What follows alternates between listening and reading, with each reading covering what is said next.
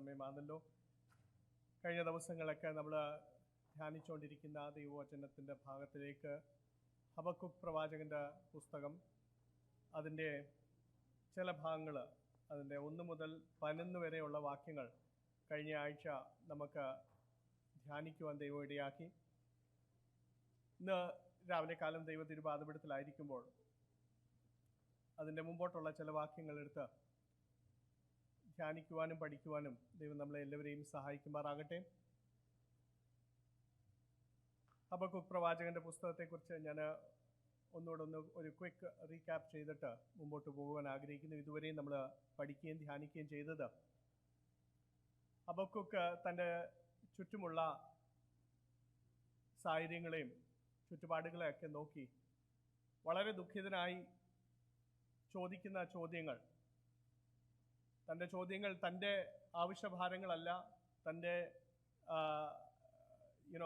താൻ ഫേസ് ചെയ്യുന്ന പ്രയാസത്തിലുപരിയായി ദൈവസന്നിധിയിൽ കടന്നു വന്ന് ചുറ്റുപാടുകളെ നോക്കി ദൈവനാമത്തിൽ വിളിക്കപ്പെട്ട് തൻ്റെ ജനമായിരിക്കേണ്ട ജനം വഴിവിട്ട് നടക്കുമ്പോൾ, നീതി നടപ്പാക്കാതെ വരുമ്പോൾ താൻ ചോദിക്കുന്ന ചോദ്യങ്ങളാണ് 1 മുതൽ 4 വരെ നമ്മൾ വായിക്കുന്നത്. 5 മുതൽ ഉള്ള വാക്യങ്ങൾ നമ്മൾ വായിക്കുമ്പോൾ 5 മുതൽ 11 വരെയുള്ള വാക്യങ്ങൾ ദൈവം ഹബക്കുക്കിനോട് സംസാരിക്കുന്ന ഭാഗമാണ്. The Lord starts speaking to Habakkuk. The Lord starts replying back to all the things that he is keeping in the presence, or Habakkuk is keeping in the presence of God. അതിന് മറുപടിയായിട്ട് നമ്മൾ വായിച്ച ഭാഗം, അതിൻ്റെ ആദ്യത്തെ വാക്യം വായിക്കുമ്പോൾ തന്നെ എന്ന് പറഞ്ഞു കഴിഞ്ഞാൽ അതിൻ്റെ 5-ാമത്തെ വാക്യം വായിക്കുമ്പോൾ തന്നെ നമുക്ക് തോന്നും ദൈവത്തിന് മറുപടി എന്നവണ്ണം ദൈവം താൻ ആഗ്രഹിച്ചതുപോലെ നടപ്പാക്കി കൊടുക്കുവാൻ പോകുക എന്നൊക്കെ തോന്നും. പക്ഷേ അവിടെ നമ്മൾ വായിക്കുന്നത് മുമ്പോട്ടുള്ള വാക്യങ്ങൾ 6-ാമത്തെ വാക്യം മുതൽ താഴോട്ട് വായിക്കുമ്പോൾ താൻ ഒരു ജാതിയെ എഴുന്നേൽപ്പിച്ചുകൊണ്ടിരിക്കുക. Is rising up a nation. അതിനെക്കുറിച്ചാണ് അവിടെ വായിച്ച് മനസ്സിലാക്കാൻ കഴിയുന്നത്. താൻ ഒരു ജാതിയെ എഴുന്നേൽപ്പിച്ചുകൊണ്ടിരിക്കുക. എന്തിനാ എഴുന്നേൽപ്പിക്കുന്നത്?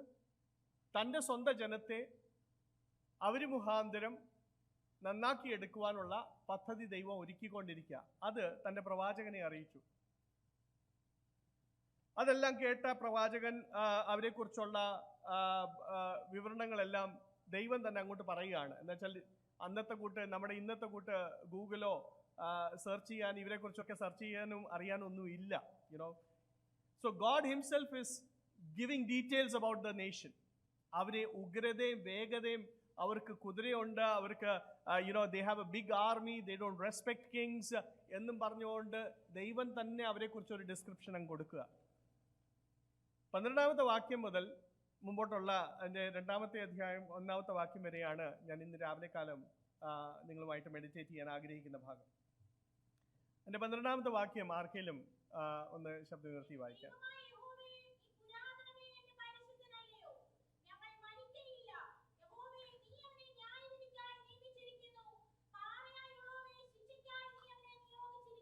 ഓക്കെ, അതിൻ്റെ 12-ാമത്തെയും 13-ാമത്തെ വാക്യം ശ്രദ്ധിച്ച് വായിച്ചു കഴിഞ്ഞാൽ പിന്നെയും Habakkuk is starting with a second set of questions.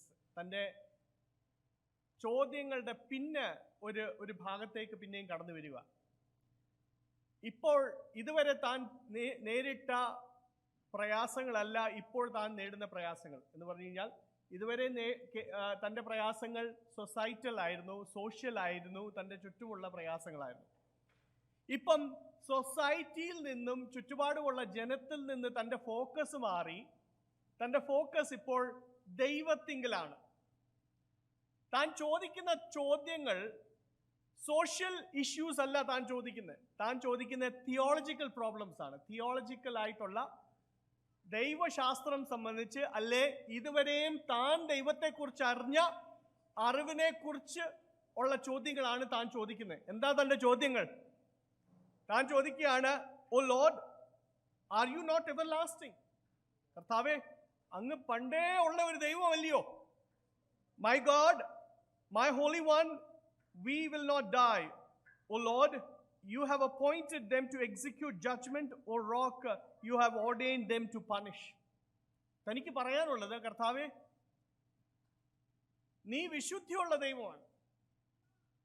നീ എല്ലാം ന്യായത്തോടെ ചെയ്യുന്ന ദൈവമാണ്. തൻ്റെ പ്രാർത്ഥനയുടെ മറുപടി എന്ന വണ്ണം തൻ്റെ ജനത്തിന്റെ മധ്യത്തിൽ നീതി നടപ്പാക്കി കണ്ടാൽ മതി, അത്രയേ ഉള്ളൂ തൻ്റെ ആഗ്രഹം. പക്ഷെ അത് നടപ്പാക്കി കാണത്തില്ലെന്ന് ദൈവത്തിന് മനസ്സിലായതുകൊണ്ടാണ് വേറെ ജാതിയെ എഴുന്നേൽപ്പിക്കുന്നത്. അപ്പം കണ്ടാലോ, തൻ്റെ സൊസൈറ്റൽ പ്രോബ്ലംസിൽ നിന്ന് തൻ്റെ ഫോക്കസ് ഇപ്പൊ ദൈവത്തിലേക്ക് മാറിയിരിക്കുക. ദൈവത്തോട് ചോദിക്കുക, കർത്താവേ, അങ്ങ് വിശുദ്ധി നീതിയുള്ള ദൈവം, അങ്ങ് ഇത് ചെയ്യുമോ? നിന്റെ നാമത്തിന്റെ മഹത്വത്തിന് വേണ്ടി വിളിച്ചു വേർതിരിച്ച ജനമാണ്. Will you do this? Will you do this? ആ ചോദ്യം ചോദിക്കുമ്പോൾ നമ്മുടെ കാലഘട്ടത്തിലും ചോദിക്കേണ്ട ഒരു ചോദ്യമുണ്ട്.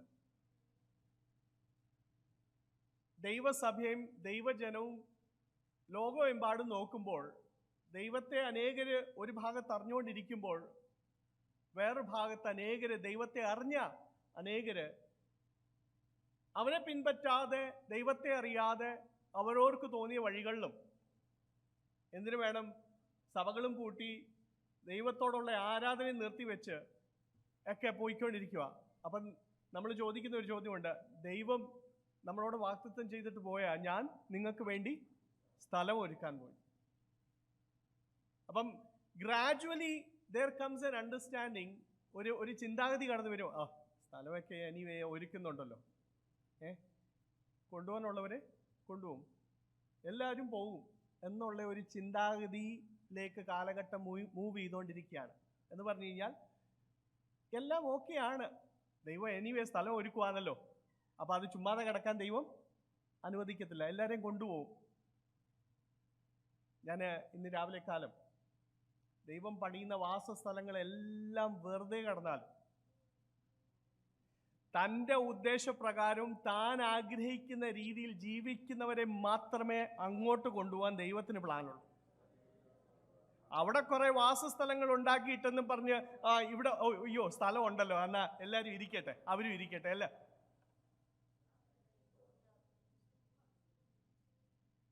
ദൈവത്തെ വിളിച്ചപേക്ഷിച്ച് അവന്റെ വഴികൾ നടക്കുകയും താൻ ആഗ്രഹിക്കുന്നത് പ്രവർത്തിക്കുകയും ചെയ്യുന്നവർക്ക് വേണ്ടിയാണ് ആ വാസസ്ഥലങ്ങൾ. വില മുടക്കിയതാണ്, വില മുടക്കിയിട്ടാണ്.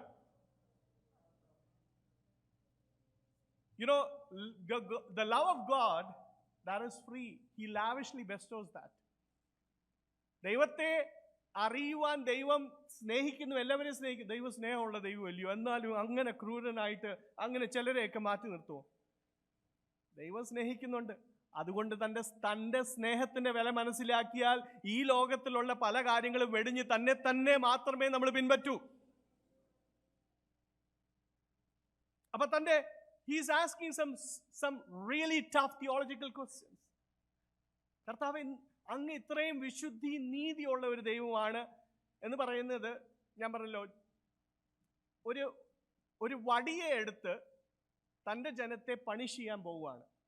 പക്ഷെ ആ വടി എന്ന് പറഞ്ഞത് ഒരു തീരെ തൊടാൻ പോലും കൊള്ളാത്ത രീതിയിൽ മ്ലേച്ഛമായി കിടക്കുന്ന ഒരു വടി. അതുകൊണ്ട് തന്നെയാണ് ഹബക്കൂക്ക് ചോദിക്കുന്നത്, കർത്താവേ, you are a holy God, would you defile yourself by picking up a really filthy stick?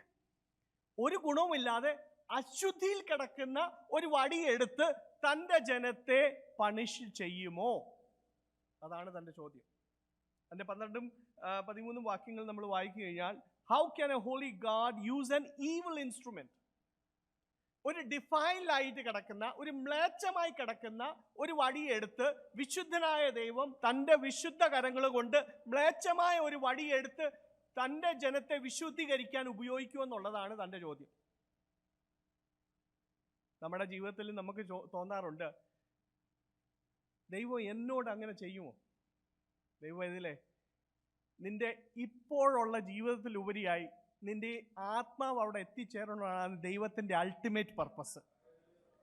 നീ ഇപ്പോൾ കടന്നു പോകുന്ന സാഹചര്യങ്ങൾ ചിലപ്പം പ്രയാസമുളവാക്കുന്നതായിരിക്കും, ദുഃഖമുളവാക്കുന്നതായിരിക്കും. ദൈവം ക്രൂരനാണോ എന്ന് പോലും നമുക്ക് തോന്നിപ്പോകും. നമ്മുടെ ചുറ്റുപാടും വെച്ചിരിക്കുന്ന ആൾക്കാരൊക്കെ നമ്മളോട് കാണിക്കുന്ന ബിഹേവിയർ വെച്ചിട്ട് നമ്മൾ ചോദിക്കും, എന്നാലും ദൈവം ഇതൊക്കെ കാണുന്നില്ലയോ, അനുവദിച്ചു കൊടുക്കുവാന്ന് ദൈവം.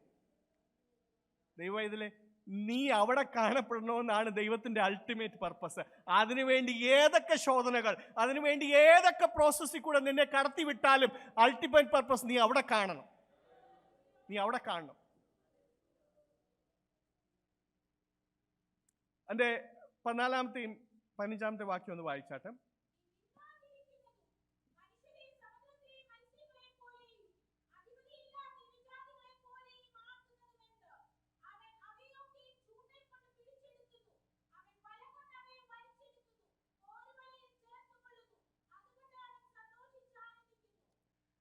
പിന്നെയും പറയുകയാണ്, അവരെക്കുറിച്ച് തന്നെ പിന്നെയും ചോദിക്കുകയാണ്, ദൈവത്തോട് ചോദിക്കുകയാണ്, കർത്താവേ, ഒരു ന്യായവുമില്ല, നീതിയില്ല, ഒരു ന്യായവും നീതിയില്ല. ഈ ഇവിടെ താൻ യൂസ് ചെയ്യുന്ന ഒരു എക്സാമ്പിള്, ഈ മീൻ പിടിക്കാൻ പോകുന്നവർ പോലും വലയിട്ട് അവർക്കെല്ലാ മീനും ഒന്നും വേണ്ട, അവർക്കെല്ലാ മീനും വേണ്ട. അവർ ചില മീനിനെ പിക്ക് ചെയ്തിട്ട് ബാക്കി എല്ലാത്തിനെയും അതുപോലെ they just throw it. പക്ഷെ ഇവിടെ ഈ ജനത്തെക്കുറിച്ച് പറയുന്നത്, ഇവർക്ക് കർത്താവെ നീതിയായിട്ട് അവർക്ക് ഒരു സ്റ്റാൻഡേർഡും ഇല്ലാത്ത ജനമാണ്. അവർക്ക് പോലും ഒരു ലോ ബുക്ക് ഇല്ലാത്ത രീതിയിലാണ് അവരുടെ പ്രവൃത്തിയും നോട്ടവും നടപ്പും സംസാരവും എല്ലാം. അപ്പം തൻ്റെ നെക്സ്റ്റ് ചോദ്യം 14-ഉം 15-ഉം വാക്യത്തിൽ, how can God permit the wicked ones to capture the righteous? നീതിമാന്മാരെ പിടിച്ചടക്കുവാൻ ദൈവം എന്തുകൊണ്ട് ഇങ്ങനെ ഒരു ജനത്തെ അനുവദിക്കുന്നു എന്നുള്ളതാണ് തൻ്റെ ചോദ്യം.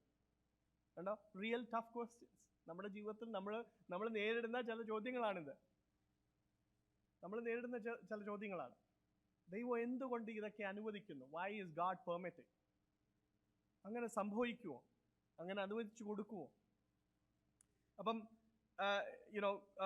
can we read in verse 16 and 17? അടുത്ത ഒരു ചോദ്യമാണ്.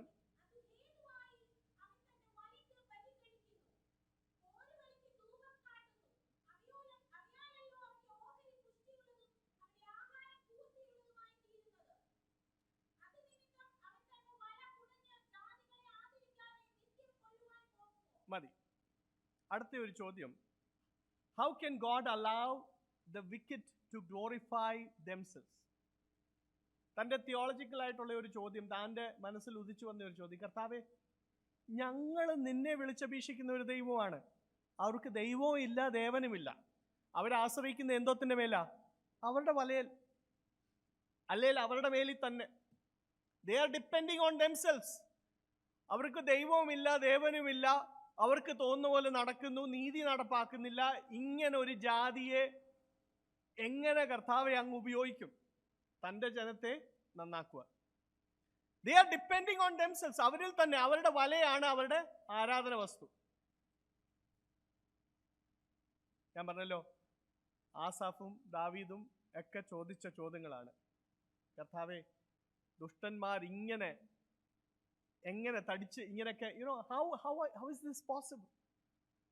പക്ഷെ ആസാഫ് ചെയ്ത ഒരു പ്രവൃത്തിയുണ്ട്. തൻ്റെ ചോദ്യങ്ങളുടെ മധ്യത്തിൽ തനിക്കിതൊന്നും മനസ്സിലാകാതെ വരുന്നപ്പോൾ താൻ കടന്നുപോയത് എവിടാണ്? ദൈവത്തിൻ്റെ ആലയത്തിൽ. He went into the presence of God. He decided to seek the face of God. അന്നേരം കിട്ടിയ ഉത്തരം എന്തുവാന്ന് അറിയാമോ? നീ അവരെ വഴിവഴുപ്പിൽ നിർത്തിയിരിക്കുന്നു. They stand on slippery ground. ആ സ്ലിപ്പറി ഗ്രൗണ്ടിൽ നിന്നുകൊണ്ട് നീ എന്തെല്ലാം പ്രവർത്തിച്ചാലും, നീ പോലും പ്രതീക്ഷിക്കാത്ത സമയത്ത്, അല്ലെ ദുഷ്ടനായവൻ പ്രതീക്ഷിക്കാത്ത സമയത്തായിരിക്കും അവൻ സ്ലിപ്പ് ചെയ്ത് വീഴുന്നത്. ഇതുവരെ ഉണ്ടാക്കിയതും വെച്ചതും എല്ലാം തീർന്നു. അപ്പൊ തനിക്ക് വലിയ ആശ്വാസമായി. കർത്താവേ, എന്നെ നിർത്തിയിരിക്കുന്ന അങ്ങനത്തെ സ്ഥലത്തല്ലല്ലോ, എന്നെ നിർത്തിയിരിക്കുന്നത് പാറമേലാണ്. Hallelujah, hallelujah, praise God. എന്നെ നിർത്തിയിരിക്കുന്ന പാറമേലാണ്. അപ്പം within this ഹബക്കൂക്കിന്റെ 1-ാമത്തെ അധ്യായം 12, 13 മുതൽ 17-ാമത്തെ വാക്യം വരെ നമ്മൾ നോക്കുമ്പോൾ 3 സെറ്റ് ഓഫ് ചോദ്യങ്ങളാണ്. ഞാൻ പറഞ്ഞല്ലോ, സൊസൈറ്റൽ ക്വസ്റ്റ്യൻസ് അല്ല, ദൈവത്തോടുള്ള തൻ്റെ ദൈവവിശ്വാസത്തെക്കുറിച്ചുള്ള തൻ്റെ ചോദ്യങ്ങളാണ് ദൈവസന്നിധിയിൽ താൻ വെക്കുന്നത്. 1-ാമത്തെ ചോദ്യം ഞാൻ ഓൾറെഡി പറഞ്ഞു, how can God use an evil instrument? ഇത്രയും മ്ലേച്ഛമായിരിക്കുന്ന, കൈകൊണ്ട് തൊടാൻ വൃത്തിയില്ലാത്ത ഒരു വടിയെടുത്ത് തൻ്റെ കൊച്ചിനെ അടിക്കുമോ? കർത്താവിൻ്റെ കരവും എൻ്റെ വിശുദ്ധി നഷ്ടപ്പെടും, തൻ്റെ ജനത്തിൻ്റെ വിശുദ്ധി, ഇതൊക്കെ ദൈവം ചെയ്യുമോ? 2-ാമത്തെ ചോദ്യം, How can God permit the wicked ones to capture the righteous ones? മൂന്നാമത്തെ ചോദ്യം, അതിന്റെ 17ാമത്തെ വാക്യം. How can God allow the wicked to glorify themselves? കർത്താവേ, അങ്ങ് മാത്രം മഹത്വത്തിന് യോഗ്യനാ, അങ്ങ് മാത്രം പുകഴ്ചയ്ക്ക് യോഗ്യനാ. അങ്ങനെ ഒരു സാഹചര്യത്തിൽ ഈ ജാതികൾ അവരുടെ പേര് എങ്ങനെ ഉയർത്തുവാൻ നീ അനുവദിച്ചു കൊടുക്കുന്നു എന്നുള്ള തന്റെ ചോദ്യം. You alone should be glorified. നീ ഉന്നതനും പണ്ടേ ഉള്ള ദൈവമാണ്. How can a nation rise up and try to glorify themselves? ഇതൊക്കെ തനിക്ക് മനസ്സിലാകാതിരുന്നപ്പോൾ താൻ ചെയ്ത അതിന്റെ 2ാമത്തെ അധ്യായം 1ാമത്തെ വാക്യം വായിക്കാം.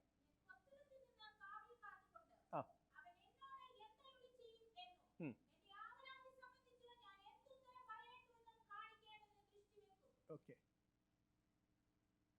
അവിടെ പറയുന്ന ഒരു കാര്യം, ഇതൊന്നും എനിക്ക് മനസ്സിലാകാതിരുന്നപ്പോൾ ഞാൻ കാത്തിരിക്കാൻ, വെയിറ്റ് ചെയ്യാൻ, ദൈവസന്നിധിയിൽ ഇരിക്കാൻ താൻ ഡിസൈഡ് ചെയ്യാണ്. ഹല്ലേലൂയ. ദൈവവൈതലേ, നമ്മുടെ ജീവിതത്തെക്കുറിച്ച്, നമ്മുടെ തലമുറയുടെ ജീവിതത്തെക്കുറിച്ച്, നമ്മുടെ ജീവിതത്തിന് മുമ്പാകെ നിൽക്കുന്ന വലിയ വലിയ വലിയ ചോദ്യങ്ങളുടെ മധ്യത്തിൽ നമ്മുടെ ചുറ്റും കണ്ണോടിച്ച് നമ്മൾ അതിൻ്റെ ഉത്തരം തേടുവാനോ ആശ്വാസം തേടുവാനോ അതോ ദൈവസന്നിധിയിൽ ദൈവപാദപീഠത്തിൽ ഇരുന്നു കൊണ്ട് കർത്താവേ, I am willing to wait, അങ്ങ് എന്നോട് സംസാരിക്കുവോളം, അങ്ങ് കർത്താവേ ഈ വിഷയങ്ങൾക്ക് കണ്ടോ, തൻ്റെ മാനസികമായ ആദ്യം തൻ്റെ problems, it was more kind of mental. Then his second set of questions are more of spiritual. Now he is physically, mentally and spiritually disturbed. ഈ 3 തലത്തിലും താൻ എങ്ങനെയാണ്? ഡിസ്റ്റർബ്ഡ് ആണ്. ദൈവമേ, നിന്നെ ഡിസ്റ്റർബ് ചെയ്യുന്ന ജീവിതത്തിന്റെ അനുഭവങ്ങൾ നിങ്ങളുടെ ജീവിതത്തിൽ ഉണ്ടായി വരുമ്പോൾ, കടന്നു ചെല്ലുവാനും ആശ്വാസം പ്രാപിക്കുവാനും മറുപടി നേടുവാനും ഏറ്റവും ഉത്തമമായ സ്ഥലം ദൈവത്തിന്റെ പാദപീഠമാണ്. താൻ പറയുന്ന ഒരു കാര്യമുണ്ട്, കർത്താവേ, I will wait in the presence of God. Hallelujah. എസെക്കിയാ പ്രവാചകന്റെ പുസ്തകത്തിൽ നമ്മൾ ഇങ്ങനെ വായിക്കുന്ന book of Ezekiel, we read this way, I was looking for a man to stand in the gap. ഇടവിൽ നിൽക്കുവാൻ ഞാൻ ഒരു വ്യക്തിയെ തേടി. താൻ പറയുകയാണ്, കർത്താവേ, ദേശത്തെക്കുറിച്ച് എനിക്കറിയത്തില്ല, പക്ഷേ ഇടവിൽ നിൽക്കുവാൻ ഞാൻ എന്നെ തന്നെ ഏൽപ്പിച്ചിരുന്നു. ആ വാക്യം ഒന്നുകൂടെ ഒന്ന് വായിച്ചാട്ടെ, ഞാൻ ഇംഗ്ലീഷിൽ ഒന്ന് വായിക്കാം. I will stand my watch and station myself on the ramparts. I will look to see he will say to me, what he will say to me, and what answer I am to get to my complaints. ഒന്ന് വായിച്ചാട്ടെ. Yes.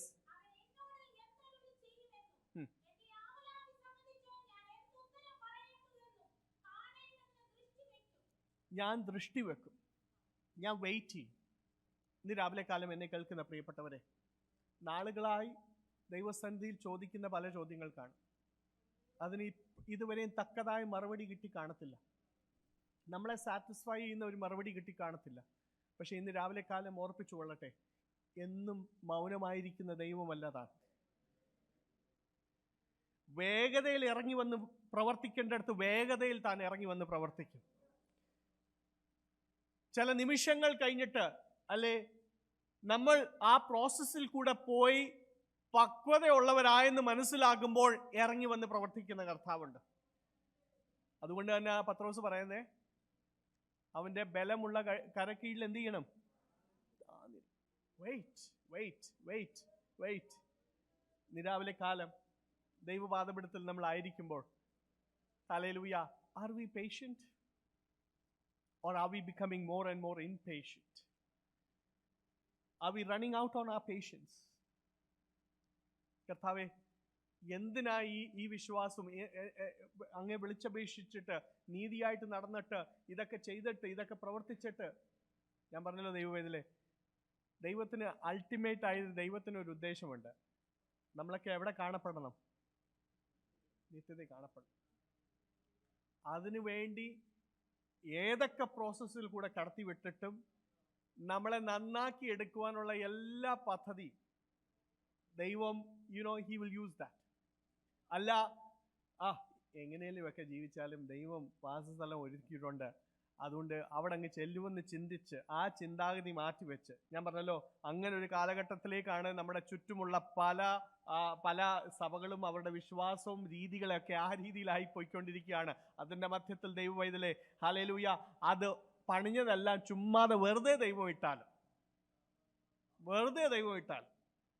ദൈവത്തിൻ്റെ ഉദ്ദേശപ്രകാരം, ദൈവത്തിൻ്റെ പദ്ധതി പ്രകാരം ദൈവം ആഗ്രഹിക്കുന്ന രീതിയിൽ ജീവിക്കുന്നവനെയാണ് ആ വാസസ്ഥലങ്ങൾ ദൈവം വസിക്കുവാൻ ആഗ്രഹിക്കുന്നത്. ഹല്ലേലൂയ. വിശുദ്ധി കൂടാതെ ആരും ഇല്ല. അതിന് വേറെ വേറൊരു സെക്കൻഡ് ഓപ്ഷൻ ഇല്ല. ഇന്ന് രാവിലെ കാലം എൻ്റെ രണ്ടാമത്തെ അധ്യായം അതിൻ്റെ രണ്ടാമത്തെ വാക്യം ഒന്ന് വായിച്ച്.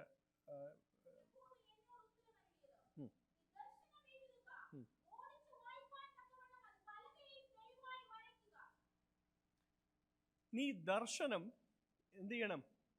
എഴുതണം. You should write down the revelation. എങ്ങനെ എഴുതണം?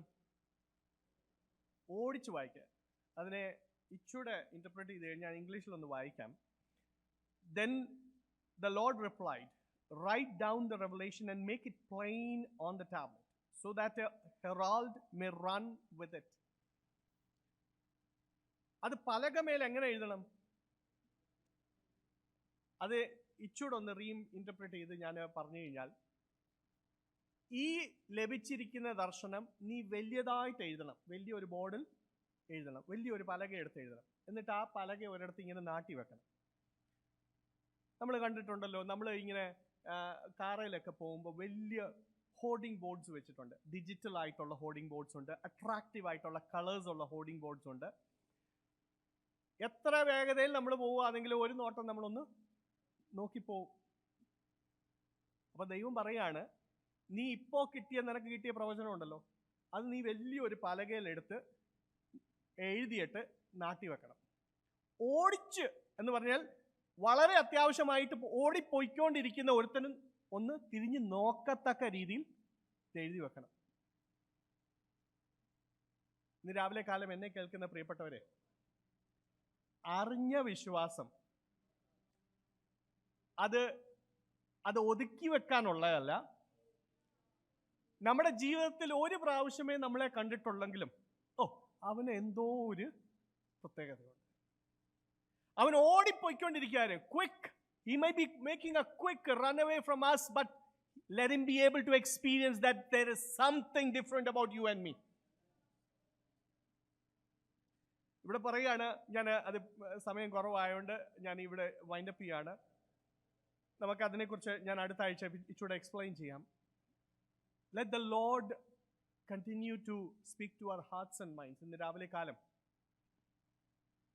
ആ ഭാരം, കർത്താവേ, എൻ്റെ ഹൃദയത്തിൽ നശിച്ചു പോകുന്നതിനെക്കുറിച്ചും കർത്താവെ ഇല്ലായ്മയായി പോകുന്നതിനെക്കുറിച്ചും, കർത്താവെ എനിക്ക് വേണ്ടി മാത്രമല്ല അങ്ങയുടെ വാസസ്ഥലത്തേക്ക് പാർക്കുവാൻ യോഗ്യന്മാരായിരിക്കുന്ന എല്ലാവർക്കും വേണ്ടി ഇടുവിൽ നിന്ന് പ്രാർത്ഥിക്കാനുള്ള ഉത്തരവാദിത്തം നമുക്ക് ഏവർക്കും ഉണ്ട്. പ്രിയപ്പെട്ടവരെ, ഹബക്കുക്ക് പ്രാർത്ഥിച്ചു തുടങ്ങിയത് തനിക്ക് വേണ്ടിയല്ല, ജാതികൾക്ക് വേണ്ടിയാണ്. അല്ലെ, തൻ്റെ ചുറ്റുമുള്ള തൻ്റെ ജനത്തിനു വേണ്ടിയാണ്, ജാതികളുടെ കയ്യിൽ നിന്ന് അവരെ വിടുവിക്കുക. This morning time, let us pray that the Lord would give us a burden to be in the presence of God and wait. ഇന്ന് രാവിലെ കാലം നമ്മുടെ കണ്ണുകളെ ദൈവസന്നിധിയിൽ നമുക്ക് അടയ്ക്കാം.